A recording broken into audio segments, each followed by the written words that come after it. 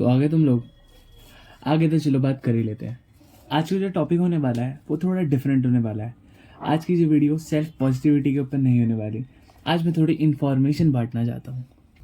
The last day on earth according to Hinduism. आपको cosmic cycles के बारे में तो पता होगा। कॉस्मिक साइकिल्स यानी कि युग साइकिल्स। हमारे हिंदुइज्म के अकॉर्डिंग 4 युग होते हैं: सतयुग, त्रेता युग, द्वापर युग और कलयुग। ये जो 4 युग होते हैं इनको मिला के एक युग साइकिल पूरी होती है। हर एक युग साइकिल को हम महायुग कहते हैं और हर एक महायुग में 4 युग होते हैं जो कि स्टार्टिंग से एंड तक धीरे धीरे टाइम में कम होते रहते हैं। ठीक है, सबसे पहले हमारा आता है सतयुग जो 4800 डिवाइन ईयर्स का होता है, यानी कि 17,28,000 साल का। फिर आता है हमारा त्रेता युग जो 3600 डिवाइन ईयर्स का होता है, यानी कि 12,96,000 ईयर्स का।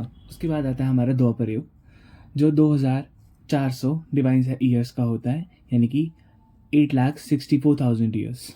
एंड फाइनली आता है हमारा कलयुग जो कि 1200 डिवाइन ईयर्स का होता है, यानी कि 4,32,000 डिवाइन ईयर्स का। युगों से बढ़कर भी एक लार्ज साइकिल होती है। पहला हमारा एक कल्पा यानी कि ब्रह्म जी का डे। एक कल्पा में 1000 महायुग होते हैं, यानी कि 4.32 बिलियन ईयर्स, जो हमारी अर्थ की एज भी है। ठीक है, यानी कि अर्थ की जो एज है ये इक्विवेलेंट है ब्रह्म की एक दिन की, यानी कि जो क्रिएटर है ब्रह्मा उनके एक दिन के इक्विवेलेंट होता है अर्थ का पूरा लाइफ, यानी कि 4.32 बिलियन ईयर्स। हर एक कल के बाद जो हमारा अर्थ है वो प्रलय की तरफ जाता है, यानी कि पार्शियल डिसोल्यूशन। हर एक कल्प जो होता है वो 14 मनव्रतास में डिवाइडेड है, यानी कि जिसको 14 मनुज रूल करेंगे। ब्रह्म की जो लाइफ लाइन है वो है 100 ईयर्स उनके ईयर्स के हिसाब से, जहाँ पे हर एक डे और नाइट इक्वल होती है एक कल्प। ठीक है, और ब्रह्म की लाइफ के बाद यूनिवर्स जो होगा वो कम्प्लीटली डिसोल्यूट हो जाएगा, यानी कि एक महाप्रलय आएगा जिसकी वजह से जितना भी सब कुछ है पूरा ब्रह्मांड में जाके मर्ज हो जाएगा, जो अल्टीमेट रियलिटी है हमारी ब्रह्मांड। हिंदू ट्रेडिशन और हिंदू कैलेंडर्स के हिसाब से 5124 ईयर्स हो चुके हैं कलयुग को शुरू हुए हुए।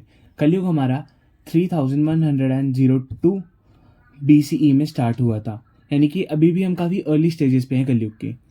अब आप ये सोच रहे होंगे कि इसका लास्ट डे ऑफ अर्थ से क्या रिलेशन है। हिंदुइज्म के अकॉर्डिंग जब कलयुग का अंत होगा तब प्रलय आएगा। मैं इसको और इजीली एक्सप्लेन करता हूँ। जो 4 युग के बारे में मैंने बताया, सबसे पहले आता है सतयुग जो सबसे ज़्यादा लंबा चला था, जिसको हम एज ऑफ ट्रुथ भी बोलते हैं। इसमें धर्म बहुत ज़्यादा पीक पे रहता है, सब धार्मिक लोग होते हैं यहाँ पे और भगवान हमारे साथ रहते थे। फिर आया था हमारा त्रेता युग जिसमें धर्म का धीरे धीरे डिक्लाइन होना शुरू हुआ था। उसके बाद आया था द्वापर युग जिसमें और ज़्यादा धर्म का डिक्लाइन होना स्टार्ट हुआ। फाइनली हमारे पास है कलयुग। कलयुग को हम age of darkness and ignorance भी बोलते हैं, क्योंकि धर्म अपने लोएस्ट पॉइंट पे है कलयुग में।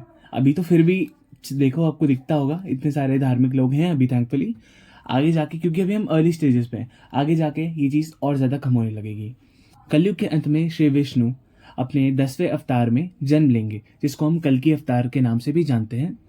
कल्कि एक सफ़ेद घोड़े पे आएंगे और उनके पास एक तलवार होगी जो ईवल को डिस्ट्रॉय करेगी और धर्म को रिस्टोर करेगी। उनका आना और ईवल का डिस्ट्रक्शन होना ये इवेंट मार्क करेगा कॉस्मिक साइकिल का एंड।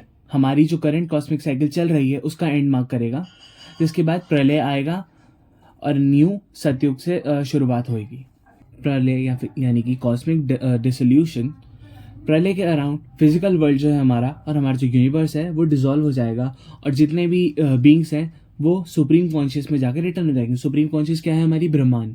कलयुग के टाइम पे अर्थ बहुत सारी चीज़ों से गो थ्रू करेगी, यानी कि केओस, डिस्ट्रक्शन, अपहीवल, मतलब नेचुरल कैलामिटीज़ जो होंगी वो इतनी ज़्यादा बढ़ जाएंगी, वॉर्स होएंगी, मॉरल डिके होएगा, मोरालिटी का डिके होएगा।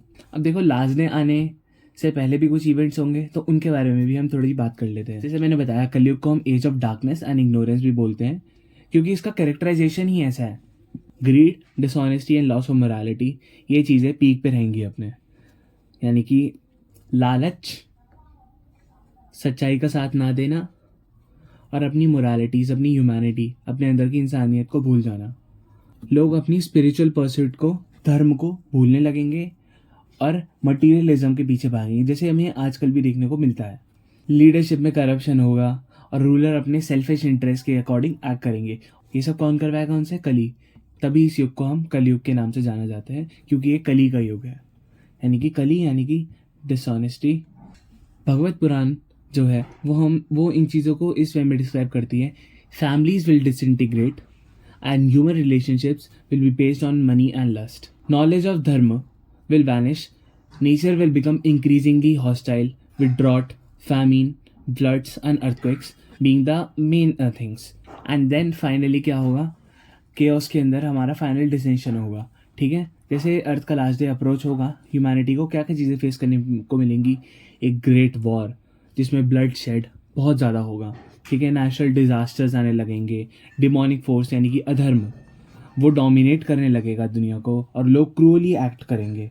ठीक है, और डिमोनिक क्वालिटीज होंगी सोसाइटी में मैनिफेस्ट होने लगेंगी। ठीक है, एंड एक पॉइंट पे आके अर्थ जो होगी वो लाइफ को सस्टेन ही नहीं कर पाएगी, क्योंकि अच्छाई और बुराई का जो बैलेंस है वो डिस्ट्रॉय हो जाएगा। जब ये बैलेंस डिस्ट्रॉय हो जाएगा तब जाके कल के अवतार का जन्म होगा, क्योंकि वो बैलेंस को रिस्टोर करने आएंगे। जैसा मैंने बताया, कल की किस वे में आएंगे? एक सफ़ेद घोड़े पे और एक ब्लेजिंग स्वॉर्ड लेके।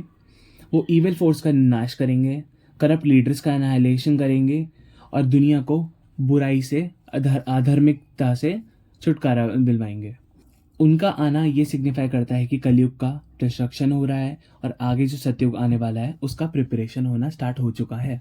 कुछ ये चीज़ें भी बताई जाती हैं कि कल्कि के आने से माउंटेन्स क्रम्बल होने लगेंगे और जो रिवर्स हैं वो ड्राई होने लगेंगी या फिर अपना कोर्स बदल लेंगी। जो सन है वो अपनी लाइट खो देगा और ह्यूमैनिटी फाइनल रिकनिंग फेस करेगी, यानी कि जो सही है, जो धार्मिक रहेगा उसको रिवॉर्ड मिलेगा और जो अधार्मिक होगा, जो विक्ड होगा इंसान, उसको पनिशमेंट मिलेगी उस चीज़ की। इन सब के बाद प्रलय आएगा। प्रलय के टाइम शिवजी जी हमारे रुद्र अवतार लेंगे, जिसको कॉस्मिक डिस्ट्रॉयर के नाम से भी जाना जाता है। अग्नि, पानी, हवा और समय, इन सबको यूज़ करके धरती का विनाश होगा, यूनिवर्स का विनाश होगा। अग्नि पूरी अर्थ को और दूसरी जो रेल्म्स है उन सबको निगल लेगी और सब कुछ राख में बन जाएगा। ओशंस राइज होंगे और लैंड को कवर कर लेंगे और सब पानी के नीचे सबमर्ज हो जाएगा। विंड्स एंड स्टॉर्म्स आने लगेंगे, फ्यूरियस विंड्स रहेंगी और जितने भी रेमिनेंट्स बचेंगी चीज़ों की, क्रिएशंस की रेमिनेंट्स रहेंगी, उसको स्कैटर कर देगी। फिर time itself will cease to exist and universe will collapse into nothingness. तो ये तो देखो होना है ही है। अब की साइंस क्या होंगे जो लास्ट डे को मार्क करेंगे? Rise of corrupt leaders.